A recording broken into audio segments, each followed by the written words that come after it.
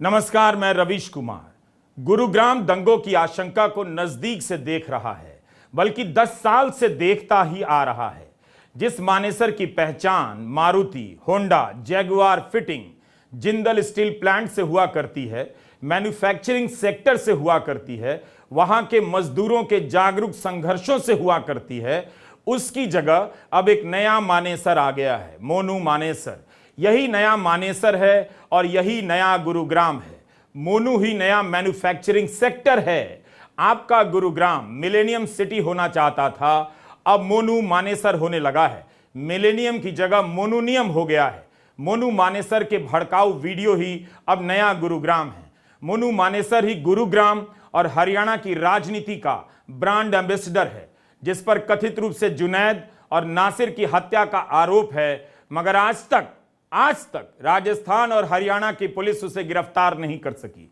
अगर मोनू मानेसर को लेकर समाज में इतनी सहमति है, तो उनमें आज का भारत अगला मुख्यमंत्री या प्रधानमंत्री जरूर देख रहा होगा, बल्कि चुपके चुपके देखता भी होगा। 21 फरवरी के हमने अपने वीडियो में मोनू मानेसर पर छपी तमाम मीडिया रिपोर्ट का सार पेश किया था। पिछले 2 दिनों से जो हिंसा हो रही है, उसमें मोनू मानेसर का फिर से नाम आ रहा है। अपने YouTube और Facebook चैनल से नफरती वीडियो डालने वाले मोनू मानेसर की हैसियत के सामने गुरुग्राम के तमाम अमीरों की ताकत रेत के समान लगती है। अभी इसके हैंडल हटा लिए गए हैं, मगर इसे YouTube ने सिल्वर बटन भी दिया था, क्योंकि इसके सब्सक्राइबर की संख्या 1 लाख से ज्यादा हो गई थी। मोनू अक्सर पुलिस वालों के साथ फोटो डालता है। ऑल्ट न्यूज की शिंजिनी मजूमदार ने लिखा था कि पुलिस ने ही इसे जिले की डिफेंस टीम का सदस्य बनाया। शिंजिनी ने अपने ट्विटर थ्रेड पर पुलिस अफसरों के साथ मोनू की कई तस्वीरें डाली हैं, जिनसे पता चलता है कि किस तरह से स्टेट और पुलिस का आशीर्वाद मिल रहा होगा। मोनू ने अपने सोशल मीडिया पर अमित शाह, अनुराग ठाकुर और दिवंगत अरुण जेटली के साथ भी तस्वीरें डाली हुई हैं। बूम लाइव के लिए विपुल कुमार और आलिशान जाफरी ने गौ रक्षा पर अपनी रिपोर्ट की थी और लिखा था कि इस रिपोर्ट के मुताबिक हरियाणा के महापंचायत में मोनू मानेसर ने खुलेआम गोली चलाने की बात कही थी। तब बूम लाइव ने मोनू मानेसर से पूछा था, तो मोनू ने कहा था कि वह बजरंग दल का सदस्य है, गौ रक्षा करता है। उस गांव में नहीं गया, वह पुलिस की मौजूदगी में ही गौ रक्षा करता है। भारत के प्रधानमंत्री नरेंद्र मोदी ने कहा था कि 80% गौ रक्षक धंधा करते हैं। इसके बाद भी इस व्यक्ति को राज्य का संरक्षण प्राप्त लगता है। असम की पुलिस किसी को गिरफ्तार करने कहीं भी चली जाती है। राजस्थान की पुलिस मोनू मानेसर को अरेस्ट नहीं कर पाती, हरियाणा की पुलिस भी नहीं। तो हम बात कर रहे थे गुरुग्राम की गगनचुंबी इमारतों में रहने वाले अमीर क्लास की और उसकी नागरिक जिम्मेदारी और समझ की। ऐसा नहीं है कि यह क्लास बोलता नहीं है। जब भी यहां बारिश के दिनों में सड़कों पर पानी भर जाता है, इस एक समस्या पर जरूर ट्वीट करता है, सरकार से सवाल करता है। लेकिन जब गुरुग्राम दंगों की आशंका से घिर जाता है, उसके बच्चों के स्कूल बंद हो जाते हैं, तब वह सरकार से सवाल नहीं कर पाता है। ट्विटर पर आलसी आंदोलन नहीं चलाता है कि नफरत का कारोबार यहां कब बंद होगा। कब मैदान में नमाज पढ़ने को लेकर, तो कभी हलाल बनाम झटका मीट को लेकर, तो कभी बिरयानी को लेकर नफरत का कारोबार कब बंद होगा। अभी तक 6 लोग इन घटनाओं में मारे जा चुके हैं। यह गुरुग्राम का सेक्टर 66 है। जली हुई दुकानों और बंद पड़ी दुकानों के आगे अब लोग नजर नहीं आ रहे हैं। आज रोहित के कैमरे से इस गुरुग्राम को देख भी लीजिए, जिसे आपने बड़ी हसरत से मिलेनियम नाम से सजाया था। इस शहर को 90 के दशक के बाद क्या कुछ नहीं मिला। इसकी इमारतों ने इतराना शुरू कर दिया, अपने नाम इस तरह से रखने शुरू कर दिए कि रहने वालों को भी मतलब का पता नहीं। यहाँ की हाउसिंग सोसाइटी के नाम Tulip Lemon, Mapsko High, Ireo Victory Global, Palm Drive, Pyramid Urban, Ultima, Coralwood, Pioneer, Pinnacle, Hibiscus, Orchid Petals, Central Park, Astera, Merlin Victory Valley. बिल्डरों ने समझ लिया था कि नया सपना दिखाना है तो नाम नए होने चाहिए। अब इस भारत को गंज और पुर वाले नाम पसंद नहीं आते। जिन देशों में नहीं होने की इनकी कसक थी, उन देशों से नाम उठाकर इनके नाम रख दिए गए हैं। यहाँ रहने वाले लोग कोई साधारण लोग नहीं हैं। ये वो लोग हैं जो भारत की नई अर्थव्यवस्था के लाभार्थी हैं और चलाने वाले हैं, जिन्हें बात बात में एक सुपर पावर इंडिया चाहिए, मगर इतना पावर लेकर भी शहर के अमीर लोग नफरत की राजनीति के खिलाफ नहीं बोल पाते हैं। इन इमारतों की रोशन जिंदगी के पीछे का इंसान मुर्दा नजर आता है। वह देख रहा है कि हर कुछ समय के बाद गुरुग्राम और पास के इलाकों में नफरत का मुद्दा खड़ा हो जाता है। वह केवल देखता है, केवल इन इमारतों में रहता है। आज उसकी चुप्पी या कौन जाने सहमति का फल उसके दरवाजे तक पहुंच गया है। उम्मीद है गुरुग्राम की इन हाउसिंग सोसाइटी के लोग स्कूल नहीं गए अपने बच्चों को सच सच बता रहे होंगे। नफरत की राजनीति में अपनी भागीदारी के बारे में भी बच्चों से सच बोल रहे होंगे। हम किसी साधारण शहर की बात नहीं कर रहे हैं। प्रति व्यक्ति आय के हिसाब से गुरुग्राम मुंबई और चंडीगढ़ के बाद आता है। चप्पे चप्पे पर इसकी अमीरी झलकती है और शॉपिंग मॉल में हाफ पैंट पहनकर शॉपिंग करने वाले मर्दों की चप्पे चप्पे पर चुप्पी नजर आती है। अब तो दंगों के कारण मॉल भी बंद हो रहे हैं। गोदी मीडिया देखने वाला यहां का समाज देख तो रहा ही होगा कि नफरत की आग लगाई जा रही है। उसके ड्राइंग रूम में हर दिन यह आग आ तो रही ही थी, इस बार शहर में आ गई है, घर के बाहर आ गई है। उनके ड्राइंग रूम में मोनू मानेसर के गुरुग्राम में आपका स्वागत है। हाउसिंग सोसाइटी में नफरत फैलाने वाले चंद परिवारों के लोग और रिटायर्ड अंकिलों को मांग करनी चाहिए कि हर सोसाइटी के नाम के आगे अब मोनू लगाएंगे। Monu Pinnacle, Monu Victory, Monu Tulip, Monu Lotus, Monu Ultima, Monu Astera, Monu Hibiscus. अगर इन सोसाइटी में अंकिल आंटी मोनू की तरह सोचते हैं, इस तरह की राजनीति का समर्थन करते हैं, तो इनकी सोसाइटी का नाम मोनू के नाम पर क्यों नहीं होना चाहिए? कम से कम ट्यूलिप और पिनेकल के आगे मोनू लगा देने से राष्ट्रवाद की भीनी भीनी खुशबू आएगी। मोनू ही तो उनका राष्ट्रवाद है। इन लोगों को आंदोलन करना चाहिए कि हम हर सोनू को मोनू ही बनाएंगे। ऐलान करना चाहिए कि मोनू ग्राम के नागरिक मिलेनियम की जगह अब मोनूनियम का इस्तेमाल करेंगे। गुरुग्राम के भीतर और इसकी सीमा से सटे इलाके में हिंसा और हिंसा की आशंका ने पहली बार दस्तक नहीं दी है। यहां होने वाली महापंचायतों की पुरानी रिपोर्टिंग तो आपने देखी होगी, फिर से निकाल कर देखिए। उन महापंचायतों में किस तरह के भाषण दिए गए हैं, किस समुदाय को ललकारा गया है। लेकिन गुरुग्राम का अमीर क्लास इसे देखकर अनदेखा करता रहा है।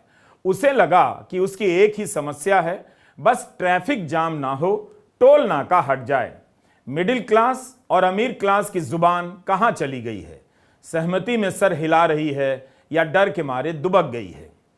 हे cool Guru grammarian, I hope your English has good grammar at least. Don't pretend that this anchor doesn't understand your average English. I know many of you can't even write good English and speak in good and error-free English. I just want to tell you that your English is not good, like your silence is not good. Sharpen your language skills and speak like a citizen. Without being a citizen, your English can't buy you peace, love, and status. You are complicit in lighting this communal fire. Take off your branded sunglasses. See these events through your naked eyes. Find the culprit in your home, in yourself, in your poorly dressed husbands, in your parents, in your relatives. Call them out. I have written a song for you. It's called Monunium. Here goes. Hate has a gender, hate has a mentor, hate has a face, hate has a name. Monu is in your home, Monu is in your office, Monu is in the metro, Monu is in the Mercedes, Monu is in the auto, Monu is in the Audi. Here, there, everywhere, Monu is the nightmare. Monu is your mom, Monu is your dad, Monu is your uncle, Monu is your aunt, Monu is Adosi and Monu is Padosi. Monu is your papa, Monu is your mama, Monu is your nana, Monu is your dada, Monu is your poopa, Monu is your chacha, Monu is a man, Monu is a woman. He is Monu, she is Monu, there are Monu, you are Monu. Find out Monu, flush out Monu, Monu Monu Monu Monu Monu Monu, ढैन ढैन ढैन। फिर जपो मोनू नाम की माला, अपने घरों के बेटों को भी मोनू बनाओ। मेरी अपील है कि हर बच्चा और नौजवान इस राइम को अपने घरों में गाए, गुरुग्राम के पबों में इसे बजाया जाए। बाहर नहीं बोल सकते तो घरों में बोलिए, क्योंकि घर वालों ने ही यह माहौल बनाया है। दर्शकों, आप मत घबरा जाना। अंग्रेजी में गुरुग्राम के अमीर क्लास को राष्ट्र के नाम संदेश दे रहा था। कब यह क्लास बालकनी में थाली बजाने पहुंच जाएगा पता नहीं। इस क्लास का यही लेवल है, इसलिए इन लोगों से अंग्रेजी में बात कर रहा था। बाकी आप आगे का वीडियो हिंदी में ही देखते रहिए। यह राइम मैंने इसी अंग्रेजी क्लास के बच्चों को दंगाई बनाने से बचने के लिए लिखी है। बस इतना बता दूं कि बिहार के बिहार शरीफ में दंगा हुआ तो उसमें 16 साल से कम उम्र के बच्चे शामिल पाए गए। हरियाणा में भी बाल अधिकार आयोग ने जांच की बात कही है कि दंगों में बच्चों का इस्तेमाल तो नहीं किया गया है। तो बच्चों को दंगाई बचाने से बचाइए और घर घर में इस राइम को दोहराइए, गाइए।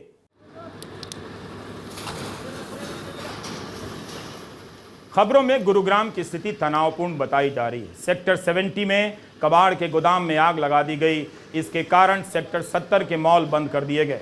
कबाड़ के गोदाम में कौन लोग काम करते हैं और आग लगाने के लिए इसे ही क्यों चुना गया होगा, आपको बताकर क्या फायदा। मंगलवार की दोपहर से ही 3 रोड्स रीच मॉल बंद है। सेक्टर 70 के आसपास की कमर्शियल गतिविधियां बंद हैं।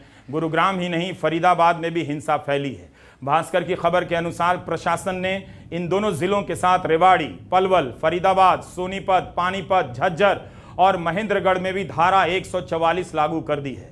नूंह, फरीदाबाद, गुरुग्राम और पलवल में स्कूल, कॉलेज और कोचिंग सेंटर बंद कर दिए गए हैं। गुरुग्राम में मॉल और थिएटर बंद रहेंगे। जिन इलाकों में बड़ी बड़ी एमएनसी से निवेश करने की उम्मीद की जाती है, वहां पर कंपनियों से वर्क फ्रॉम होम कराने के लिए कहा गया है। लोग अपने दफ्तर तक नहीं जा सकते हैं। 10वीं 12वीं की 1 और 2 अगस्त को होने वाली बोर्ड परीक्षाएं रद्द कर दी गईं। हरियाणा से सटे राजस्थान में भी अलर्ट जारी हुआ है। राजस्थान के भरतपुर के 4 इलाकों पहाड़ी, कामा, नगर, सीकरी में मोबाइल इंटरनेट सर्विस बंद कर दी गई है। यूपी सरकार ने भी हरियाणा और मथुरा की सीमा सील कर दी है। पश्चिम यूपी में मेरठ, अलीगढ़, मुजफ्फरनगर समेत हरियाणा से जुड़े यूपी के जिलों में भी अलर्ट जारी किया गया है। मेरठ रेंज के जिलों गाजियाबाद, हापुड़, बागपत और मुजफ्फरनगर में पुलिस ने गश्तें बढ़ा दी हैं। नूंह में दोपहर 3 बजे से लेकर शाम 5 बजे तक 2 घंटे के लिए कर्फ्यू में ढील दी गई है, ताकि लोग रोजमर्रा के जरूरी सामान खरीद सकें। यह स्केल है हिंसा और हिंसा की आशंका का। मणिपुर 3 महीने से नहीं संभल रहा है। दिल्ली के पास हिंसा हो रही है तो आप तक जानकारी आ रही है, नहीं तो मणिपुर पर 70 दिनों से अधिक तक अपवाद छोड़ दें तो कोई बोल नहीं रहा था। डबल इंजन की सरकार के होते हुए हरियाणा में यह सब हुआ है। हम नहीं जानते कि कौन सा डर यहां रहने वाले अमीर लोगों को नफरत के खिलाफ बोलने से रोकता है। हम तो यह भी नहीं जानते कि गुरुग्राम का अमीर क्लास खुद इस नफरत को फैलाने में कितना शामिल है। आज के दौर में अंदाजा ही लगा सकते हैं कि यहां के कई अमीर लोग अपने बच्चों को विदेश भेजने की प्लानिंग कर ही रहे होंगे। ये चालू लोग हैं। ये चाहते हैं कि साधारण गरीब परिवारों के बच्चे धर्म की रक्षा में अपराधी बन जाएं। ये यह भी नहीं पूछते कि जब पुलिस है, सरकार है, सेना है, तब धर्म की रक्षा ये लोग क्यों करने आ रहे हैं? क्यों? क्योंकि इन्हें पूछना ही नहीं है।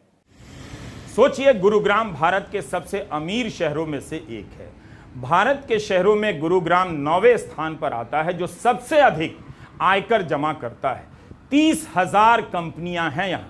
अगर 30,000 सीईओ नफरत की इस राजनीति के खिलाफ बोल देंगे तो बहुत फर्क पड़ जाएगा, मगर वो सब अपनी अपनी चुप्पी और डर के कारण इस अपराध में शामिल हैं, भागीदार हैं।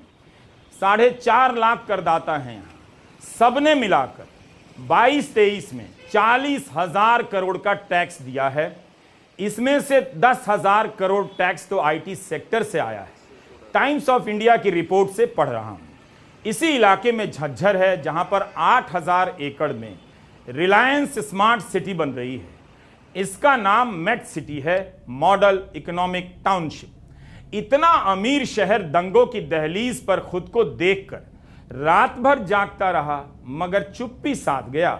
इनके बच्चे स्कूल नहीं जा सके, मगर इन लोगों के पास नफरत के खिलाफ बोलने का साहस नहीं है। जो लोग सड़क पर हैं अब वो भी चुप हो गए हैं, बहुत कम हैं जो बोल रहे हैं। 8-10 आदमी इधर से आए, वो मारपीट करते हुए, और उन पे वो पेट्रोल की बोतलें उतले भी होती थे, सब कुछ होता, ना पता किस टाइम उन्होंने आग लगा दी। मैं तो अंदर था। नुकसान तो इसमें लंबा है। कूलर भी जले, बोली जाए गद्दे भी जले, कपड़े के थान भी, वैसे भी 3 लाख का नुकसान है। सबको पता है, दुकान भरी रहती थी, मैं यहीं सोता था। अच्छा। हाँ, रात दिन मैं यहीं रहता था। इससे कुछ मदद मिली है? नहीं, कुछ नहीं, कोई मदद नहीं, कुछ नहीं है। मेरा सुभाष नाम है जी। आप क्या करते हैं? मैं बांसबली की दुकान है मेरी। थोड़ा इसके बारे में बताएंगे क्या हुआ? ये गलत हो रहा है जी, कोई गरीब आदमी को सेध रहे हैं, उपद्रवी हैं, गलत कर रहे हैं। ये ऐसा नाजायज नहीं करना चाहिए। अगर जो करना है तो जो जिसने कांड करे वहाँ जाओ, उनको करो। गरीब आदमियों क्यों सेध रहे हैं? ये हमारा तो कहना यही है सर। ठीक है जी, ऐसे फिर घटना ना हो, प्रशासन को सख्ताई से बरतना चाहिए। इसकी दुकान थी? ये दुकान है तो वो हमें तो नाम पता नहीं है, नहीं वो किसी का। कह रहे थे ना ये मोहम्मदन लोग थे। ये मोहम्मदन लोग थे, हम तो खाना खाने आया करते थे इधर, वो पता बस। और ये कहाँ है ये लोग? हाँ जी, ये लोग कहाँ हैं अभी? अपने चले गए जहाँ पे रहते होंगे, अपने घर वगैरह पे। हम तो हिंदू हैं जी, हाँ। हम तो बताएं साहब। अच्छा, आप हिंदू हैं ना? हाँ जी। अच्छा, आपको इस पे गर्व हो रहा है? किस पे? इन चीज़ों पे? इन चीज़ों पर गर्व ये हो रहा है कि कहते हैं कि किसी के बच्चों की रोटी पकानी क्यों जा रही है। बस हमें तो ये ये तो कह रहे हैं ना हिंदू खतरे में है। हिंदू है खतरे में? नहीं, हिंदू तो कहाँ पे खतरे में, कहीं पे नहीं, किसी एंगल से। लेकिन ये तो टीवी पे बार बार लोग बोलते हैं। वो तो ऐसे बोलने वाले तो पता नहीं कितने बोलते हैं भाजी, कितने आए और कितने चले गए। असली खतरा किसको है? असली खतरा उसको है जो चोर होगा। कौन चोर? जो कोई होगा, क्या कहते हैं, जो जानता होगा। पिछले 10 साल की खबरों को पलट कर देखिए, आपको सांप्रदायिक तनाव की कई खबरें मिलेंगी। ये सभी खबरें बता रही हैं कि गुरुग्राम की चेतना चेतन सिंह की तरह हो गई है। अगर नहीं हुई है तो उसे अपनी चेतना का प्रदर्शन करना चाहिए, अपने विवेक का इस्तेमाल करना चाहिए। हम ग्राउंड पर नहीं हैं। मीडिया में इस घटना को लेकर जो खबरें छपी हैं वो आप सब पढ़ ही रहे होंगे।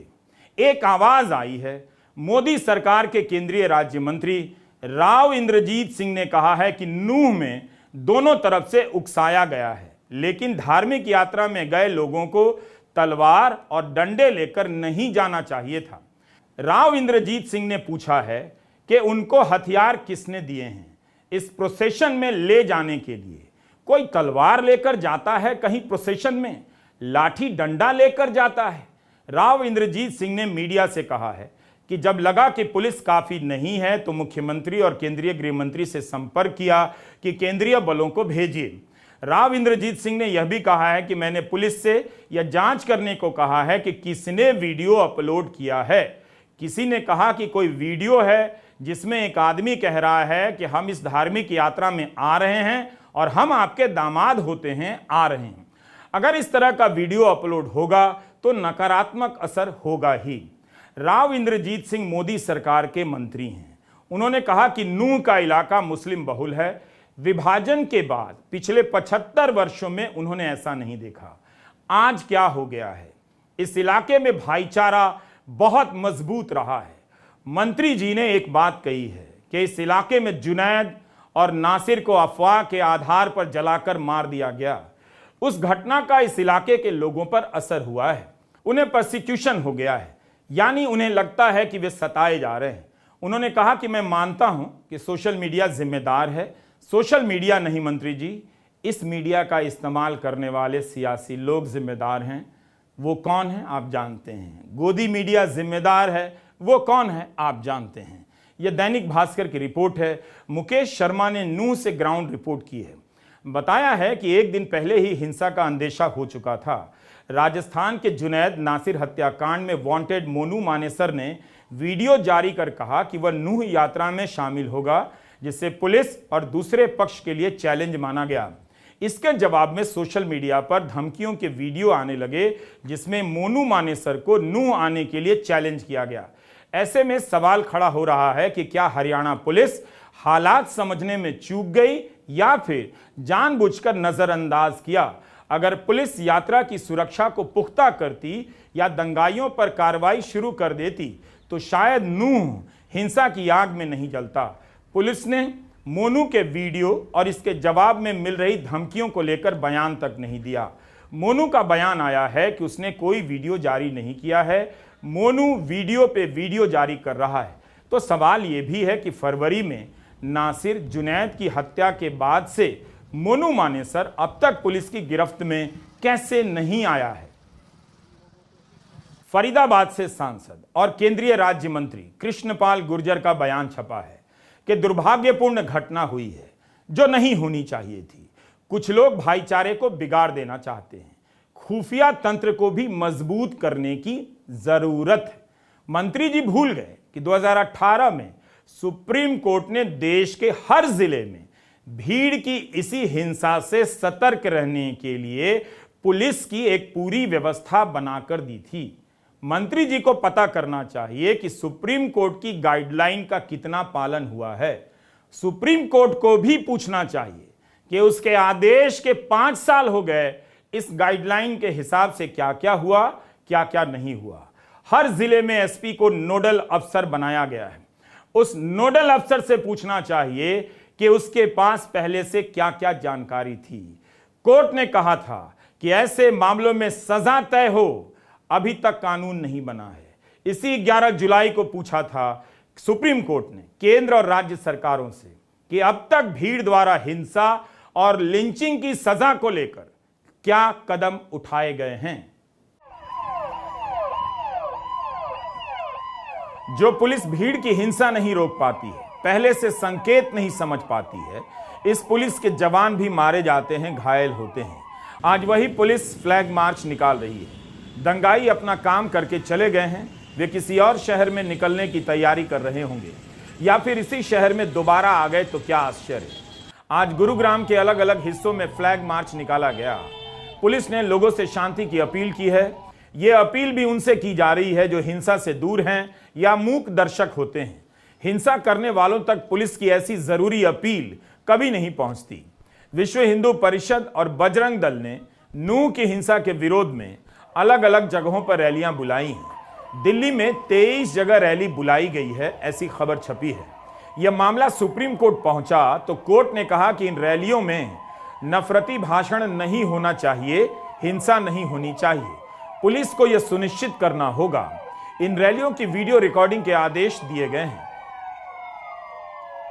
स्क्रोल की पत्रकार सुप्रिया शर्मा ने ट्वीट किया है कि ऐसे तनाव के समय में दिल्ली पुलिस बजरंग दल को जुलूस निकालने की अनुमति ही क्यों दे रही है। न्यूज 24 से हरियाणा के उप मुख्यमंत्री दुष्यंत चौटाला ने कहा है कि हरियाणा हिंसा के लिए यात्रा निकालने वाले दोषी हैं। सोशल मीडिया में लोग अपने अपने धर्म के हिसाब से तर्क गढ़ चुके हैं। वे हर रिपोर्ट में धर्म के हिसाब से अपराधी की पहचान कर रहे हैं। आग लगाने वाला मीडिया बहुत चालाक है। जब भड़काता है तब धर्म का नाम लेकर डिबेट करता है, जब आग लग जाती है तब उपद्रवी कहता है। कुछ गोदी मीडिया बेशर्म हो चुका है, वह एक तरफा रिपोर्टिंग करता जा रहा है। तय आपको करना है क्योंकि शहर जलता है, सभी के बच्चों के स्कूल बंद होते हैं। एक मजबूत सरकार और मजबूत नेता के दौर में आवाम, जनता इतनी कमजोर हो चुकी है कि वह अब अपने बच्चों को दंगों की चपेट में आने से बचा नहीं पा रही है, उसके खिलाफ बोल नहीं पा रही है। सांप्रदायिकता आपके बच्चों को मानव बम में बदल देगी। कहते कहते थक गया, मगर एंटी मुस्लिम नफरत की आंधी रोकने वाली जनता ही गायब नजर आती है। उम्मीद है आप सभी हैं और हमारा ये वीडियो देख रहे हैं। नमस्कार, मैं रवीश कुमार।